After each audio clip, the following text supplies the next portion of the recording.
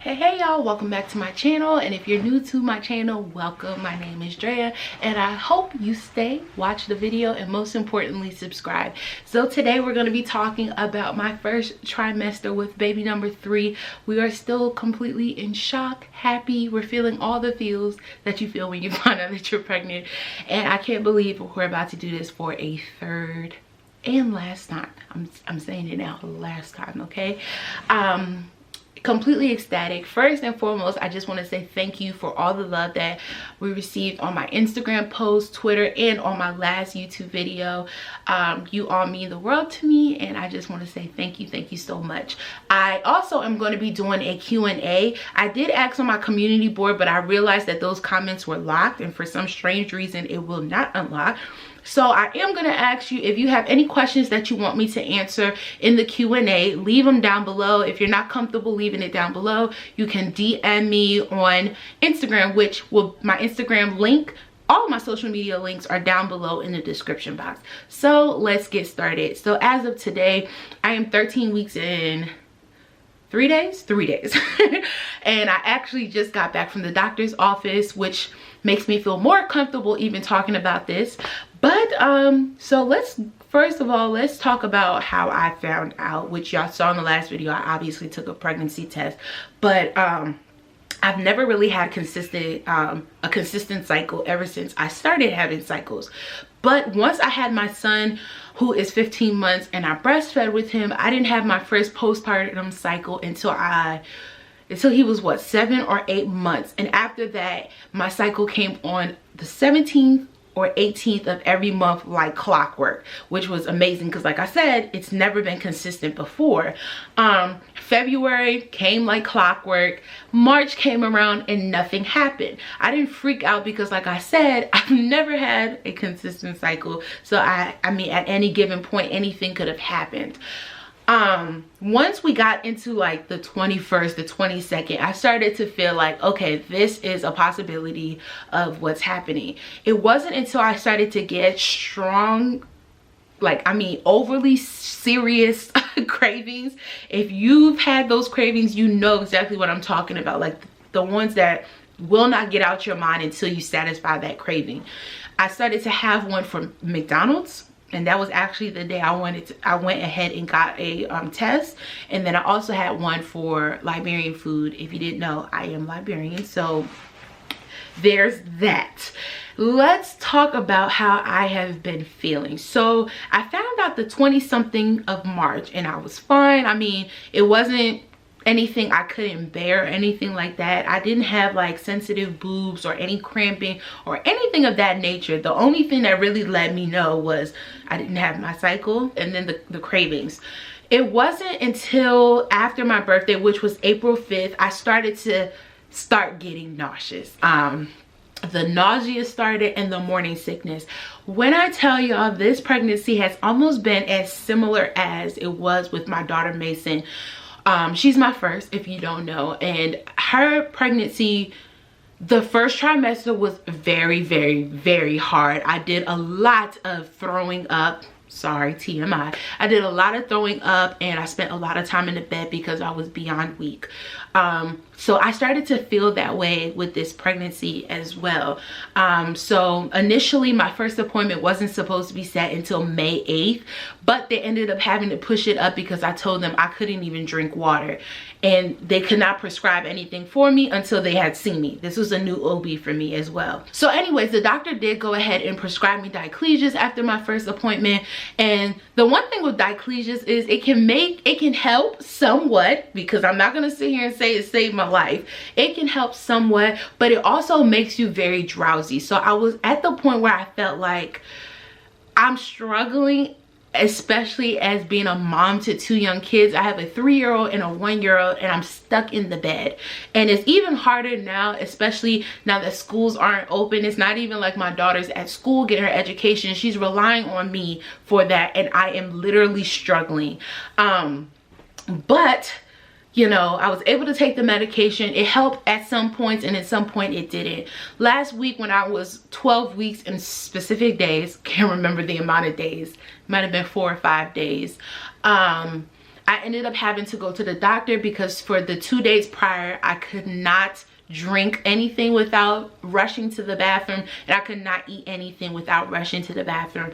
It was so bad. Like, I mean, I would drink water and I'll be at the toilet a few minutes later. With the exception of with the nausea and the morning sickness, other than that, I've been okay. There have been some times where I felt uncomfortable, but for the most part, I have been pretty good throughout this pregnancy, and I thank God for that. The one thing I always try to look at a brighter side when I have morning sickness is at least I know, you know, what's going on.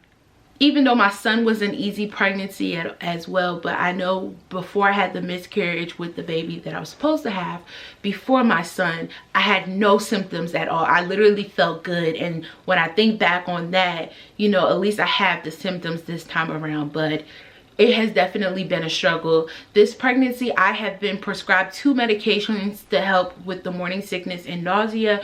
First one has been diclejus, which I was telling y'all, it works whenever it wants to, and then it also can make you very tired as well, and that has been a struggle. I have also been prescribed Phenergan, which is what they gave me last week in the hospital, and if I thought diclejus made me really tired, Phenergan, I hope I'm pronouncing that right and saying the right name, but Phenergan also has made me very, very tired, which I don't take that on a regular basis. I only take it if it comes to the point that diclejus is just not working.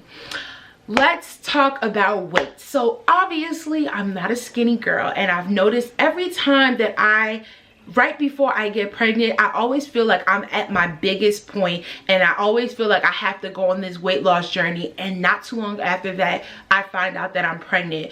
With my daughter, I remember I had got on birth control a month or so before I found out I was pregnant with her, and that made me blow up like a balloon, and I was just like, honey, we gotta go on a diet. I'm just not feeling this. And not too long after that, I found out I was pregnant with her. Same thing with KJ, and here we are this time around. So again, I've never been a skinny girl. Going into the doctor's office, I already knew she was going to mention my weight. So this is a new OB, like I've mentioned before, and she doesn't have my history or anything of that nature, so I knew we were gonna go ahead and talk about my weight.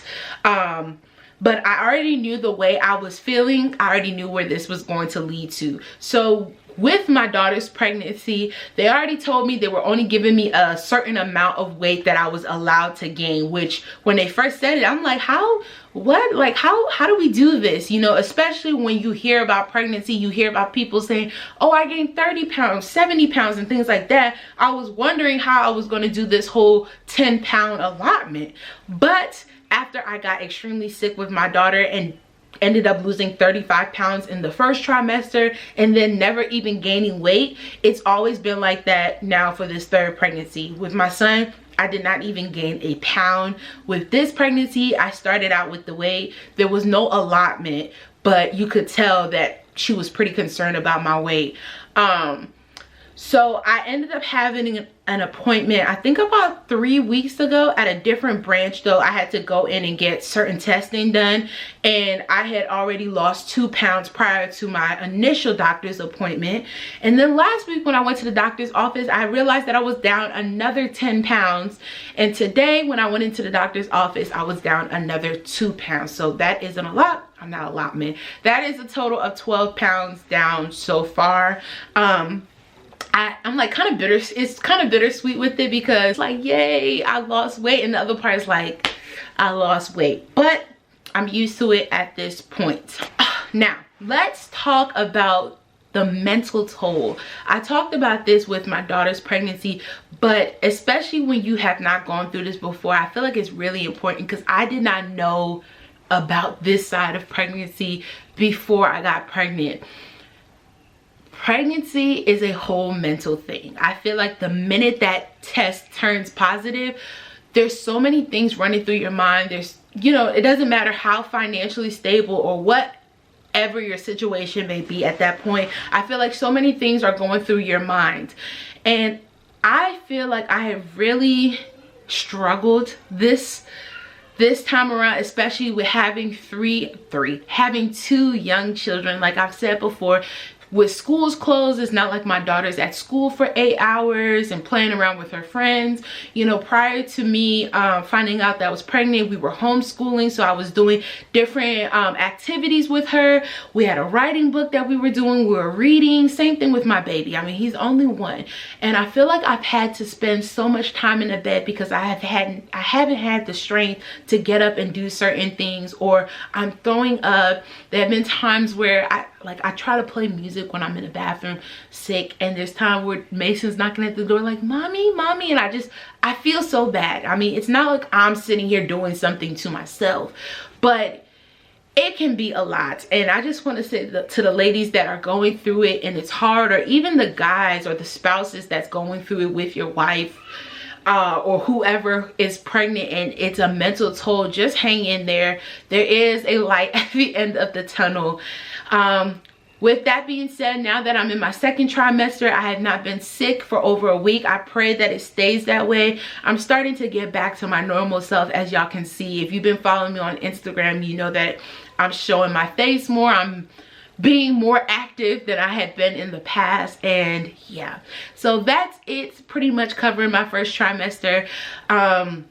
Can't wait to do this journey with y'all. Now that we're in the 2nd trimester, I'm not gonna do just trimester videos. I'm gonna try and break them up, whether it's, you know, 13 to 16 weeks, that type of thing. But yeah, anyways, again, I want to do a Q&A next. If y'all have any questions for me, please leave them down below. But thank you so much for watching this, and I can't wait to see y'all in the next video. Bye, y'all.